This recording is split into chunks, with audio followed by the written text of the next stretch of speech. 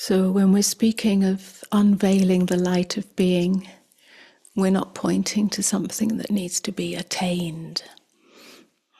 It's not a future state or an exalted experience, nor a permanent condition that belongs just to a special few.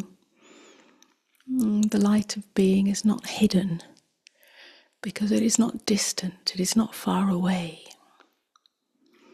It is hidden because it's too close, too intimate, too obvious to be noticed by a mind that is always looking elsewhere.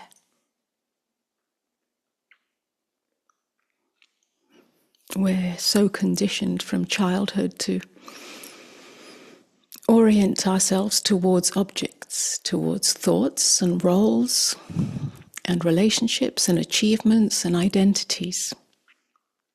And so we learn to know ourselves as someone with a name, someone with a history, someone with a personality, someone with a story. And all of this has its place in the functioning of life. But name, history, personality, or story are not who we fundamentally are. They are appearances within consciousness, not the source of consciousness itself.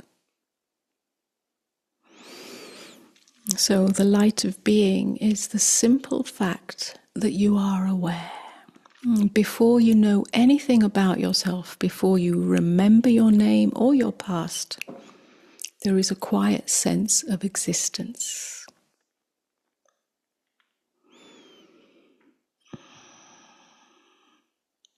And that's why even those who may suffer from memory loss, or even those in a coma, there is a quiet sense of existence, one that does not need to be articulated or conceptualized. Simply the I am. This sense of being or this sense of I am is not dramatic. It doesn't have to announce itself. It's simply here. Self-evident, undeniable.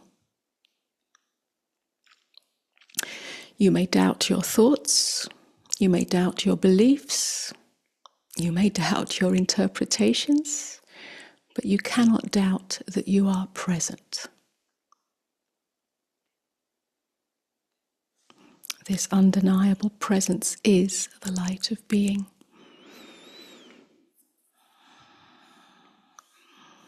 The assumption that awakening or self-realization comes with fireworks, with extraordinary states of bliss or supernatural visions.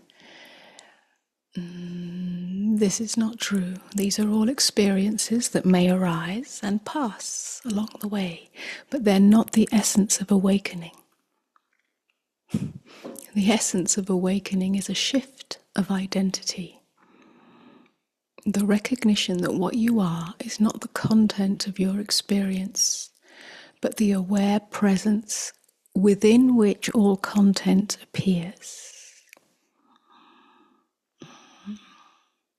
We may call this the direct path, and the direct path is simple.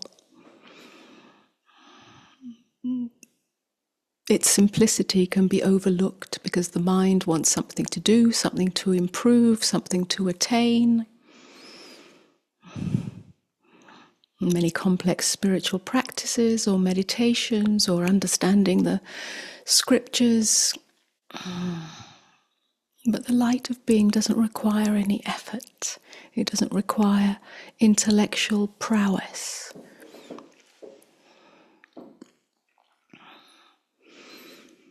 It requires a radical honesty,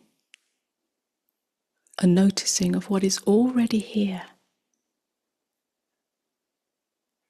without turning it into something else, without interpreting it. And that's why we say unveiling the light of being.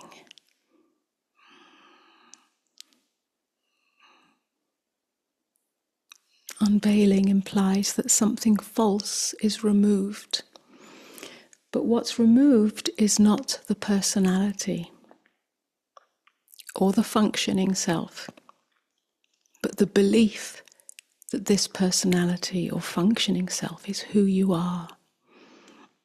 So there's often a great error or misunderstanding here, that awakening or self-realization erases the personality, erases the human functioning self. So let me say that again. It's not the personality, the personhood, or the functioning self that is removed or erased, but the belief that this is who you are. It's a shift in identity. When the belief that you are the personhood, that your whole identity is derived from that and the content of that, when that belief softens, then there's a natural spaciousness, a natural ease, and a natural intimacy with life. Because life or experience is no longer filtered through the constant reference to me. It's the self-referencing that comes undone. It's not the self that is obliterated, the self-referencing. This is an important point. And this recognition, this awakening out of the dream of me identity, doesn't mean that challenges disappear. It doesn't mean that emotions won't arise. Emotions still arise. Feelings. The body still ages. Relationships still require kindness. It's just that everything is held within a deeper and more spacious context. Suffering does lessen, not because the human experience is erased or becomes perfect, but because there's no longer a separate self resisting what is. The light of being, when it is unveiled, includes everything. There's no opposition. And so there's a natural movement of love and compassion,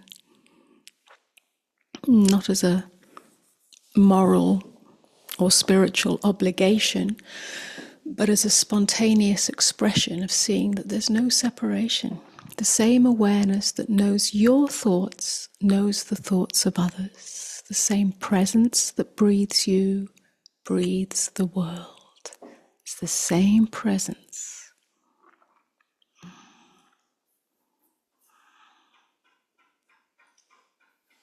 And so this open, spacious intimacy that is available when the self-referencing separate self comes undone allows actions, words, and relationships to function from clarity rather than from fear or seeking, trying to get something. There's nothing to get. And as this recognition goes deeper into the body, into the nervous system, into everyday functioning, then only being is known. And not only is it known, it is fully embodied.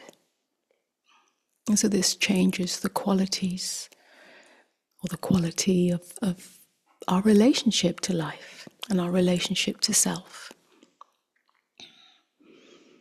And this light of being doesn't come and go.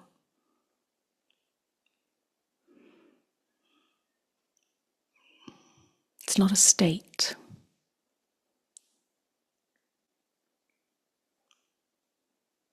It's an undeniable presence. Experiences of clarity may come and go, but awareness does not.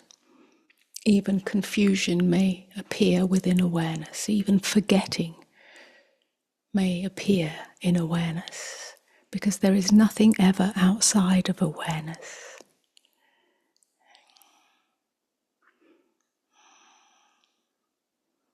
It's not a function of the personhood. It simply is. It's the ground of existence. So the invitation is simple and radical. Simply return again and again to what is already here. Notice awareness that is listening to these words. Notice the presence that requires no improvement. Both the seeking and the seeker relax. The seeking and the seeker soften. The light of being is unveiled the very moment that you stop looking away, looking somewhere else for that which you seek.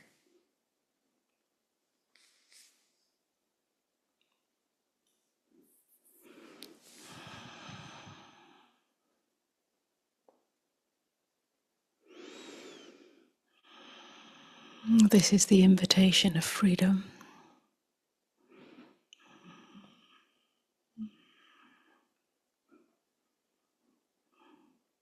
Freedom is the recognition of presence. Freedom is the recognition of openness. Freedom is the recognition of beingness as that which can never come and go, that is always here, whatever is happening or not happening.